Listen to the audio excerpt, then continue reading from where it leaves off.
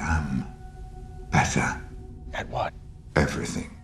Star Trek Into Darkness is the film that looked audiences in the eye and lied to their faces repeatedly, deliberately, and on the record.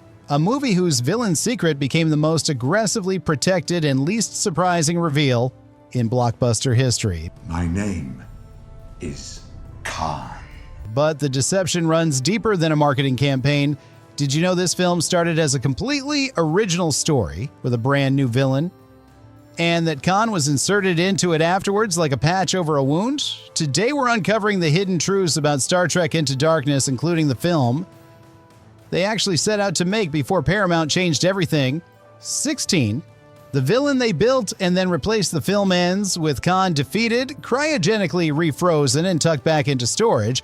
A resolution so anticlimactic that even J.J. Abrams admitted 2 years later the film never found its fundamental story.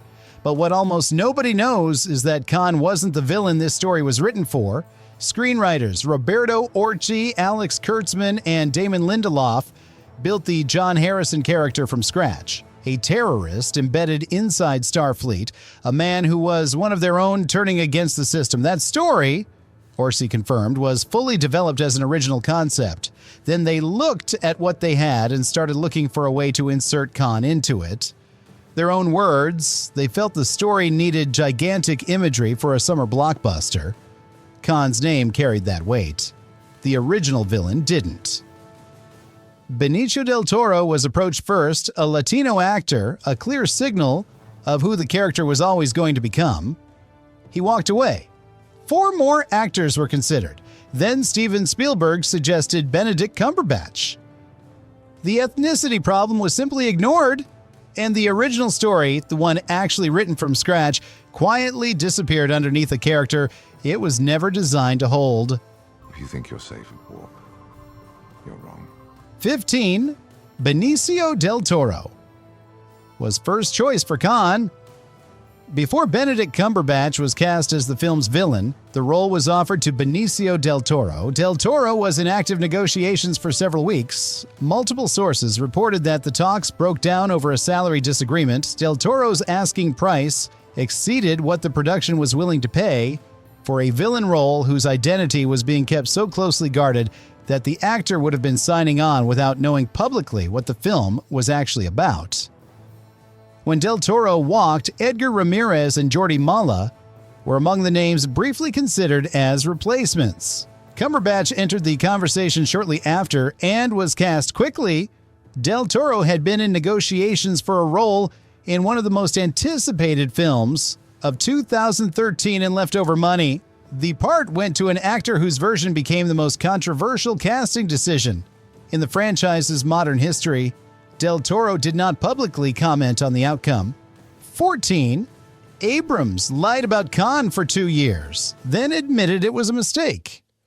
From the moment Star Trek Into Darkness began production in January 2012 through its release in May 2013, J.J. Abrams and Benedict Cumberbatch repeatedly and explicitly denied that the film's villain was Khan, not ambiguously, not with careful wording. They said directly in interviews at conventions and in promotional materials that Cumberbatch was playing a character named John Harrison, a new figure in the Star Trek universe with no connection to the original series. The audience didn't believe them. The Khan speculation was overwhelming throughout the entire promotional campaign. When the film opened and the reveal arrived on screen, the response was not surprise, but a specific kind of exhausted vindication. Abrams acknowledged the problem in 2015. He called the secrecy campaign a mistake, noting that the audience already knew and that the denial had created antagonism rather than anticipation. He made the admission after he had already accepted the Star Wars The Force Awakens directing assignment and no longer needed Star Trek fans to trust him. 13. The Khan casting was criticized as whitewashing from day one. In the original Star Trek canon, Khan Noonien Singh, introduced in the 1967 episode Space Seed and portrayed by Ricardo Montalban in Star Trek II, the Wrath of Khan is a genetically enhanced Sikh warrior of South Asian heritage. The character's cultural and ethnic identity is foundational. When Benedict Cumberbatch, a British actor with no South Asian background, was revealed as Khan, the criticism was immediate and sustained. The film's writers and producers had known this conversation was coming. Their response during production was to keep the casting secret, which meant that the whitewashing debate could not happen publicly until the film had already been completed, released, and was earning money in theaters. The criticism did not prevent the film from grossing $467 million. It did establish the casting as one of the franchise's most openly discussed mistakes, a decision that the production team never fully defended and never adequately explained. 12. The underwear scene generated a written apology before the film left theaters. Carol Marcus, played by Alice Eve, has a scene in Star Trek Into Darkness in which she changes clothes in Kirk's presence. The scene lasts seconds, has no narrative function, advances no character dynamic, and exists to show Alice Eve in her underwear. The backlash was immediate and specific. Critics, fans, and cultural commentators identified the scene as gratuitous and inconsistent with Star Trek's stated values of progressive representation. Damon Lindelof, one of the film's 3 credited screenwriters and one of its producers, published an apology on Twitter while the film was still in its opening theatrical run. He stated he took full responsibility and would be more mindful in the future. J.J. Abrams later addressed the controversy on Conan by debuting a deleted scene of Benedict Cumberbatch's character taking a shower, presenting male nudity as an equivalent response. The equivalence did not satisfy critics. The apology from the screenwriter, however, was genuine and specific. Few films have had a credited writer publicly apologize for his own scene, while that scene was still playing in cinemas. 11. Edgar Wright directed one shot in the film. Edgar Wright, the director of Shaun of the Dead, Hot Fuzz, and Scott Pilgrim vs. the World, directed one shot in Star Trek Into Darkness. This is confirmed by production documentation and has been referenced in coverage of both Wright's career and the film's production. The specific shot and the circumstances under which Wright ended up behind the camera are not fully detailed in public sources. The most plausible explanation is that he was visiting the set and Abrams handed him the camera for a single setup as a professional courtesy or a moment of creative fun. Wright received no directorial credit. His contribution to the finished film is invisible to any viewer who doesn't already know to look for it. The director, who would go on to make Baby Driver and Last Night in Soho, left exactly one shot embedded in a Star Trek film, uncredited, unannounced, and largely unremarked upon outside of production footnotes. 10. Lawrence Livermore National Laboratory doubled as a Starfleet facility. The Enterprise's warp core engineering sections were filmed at Lawrence Livermore National Laboratory, a real United States Department of Energy research facility in Livermore, California, that conducts research in nuclear weapons, national security, and energy sciences. The facility's existing industrial architecture, the enormous machinery, the complex pipe systems, the scale of the structures, and provided a visual environment that no studio set could have replicated at the same cost. The irony of filming scenes aboard a fictional spacecraft designed to represent humanity's peaceful scientific future inside a real government facility whose primary research concerns nuclear weapons was not publicly addressed by the production. The Getty Center in Los Angeles served as Starfleet headquarters. Sony Picture Studios in Culver City and Paramount Studios in Hollywood handled the majority of interior work. A film about the dangers of militarizing Starfleet was partially shot inside a nuclear research laboratory. 9. This was Leonard Nimoy's final film appearance. Leonard Nimoy reprised his role as Spock Prime, the older Spock from the original timeline, for Star Trek Into Darkness. He had previously appeared in the 2009 Star Trek reboot. Providing the film's emotional anchor and its connection to the franchise's history, his appearance in Into Darkness was smaller. A brief scene in which Spock Prime is consulted about Khan and confirms the danger the crew is facing. Nimoy died on February 27, 2015. The scene in Into Darkness is the last time he ever played Spock on screen, a character he had inhabited across 5 decades of television and film. Across 11 films and hundreds of episodes, made its final appearance in a film that most critics considered inferior to the one that had brought him back. Nimoy performed the scene with the same quiet authority he had brought to the role since 1966. The franchise he had helped build used him in the end as a plot reference. He gave it more than it asked for. 8. Chris Pine's bare backside was removed using CGI. An early scene in Star Trek Into Darkness shows Captain Kirk in bed with 2 alien women, a moment designed to quickly establish his character's priorities before the plot demands he mature beyond them. In the original footage, Chris Pine's backside was visible in the shot. Abrams made the decision to digitally remove it in post-production. His stated reason, delivered publicly, was that he couldn't inflict that on people. Pine later expressed mild personal disappointment at the news. The sequence of events, a scene was filmed, a body part was captured on camera. The director decided in post-production that audiences shouldn't see it, and the removal was achieved using CGI, represents a specific and unusual application of visual effects technology. Industrial Light and Magic built alien worlds and massive space battles for the film. They also, somewhere in the post-production schedule, removed Chris Pine's backside from a single establishing shot. 7. The film opened internationally. Before its American premiere, Star Trek Into Darkness premiered at Event Cinemas in Sydney, Australia on April 23, 2013, more than 3 weeks before its North American release on May 15th. The international rollout was significantly staggered, with the film opening in most major international markets well ahead of the United States. This created an unusual situation for a franchise whose most vocal and engaged fan base was North American. The film was being seen, reviewed, discussed online, and spoiled by international audiences for weeks before American fans could buy a ticket. The Khan reveal, the secret the production had spent 2 years protecting, was publicly confirmed by international viewers and critics within days of the Sydney premiere. American audiences who had been managing their expectations for months discovered the answer on social media 3 weeks before the domestic opening. The secrecy campaign that had generated so much frustration collapsed the moment the film left Australian theaters. 6. Abrams was already committed to Star Wars before the film opened.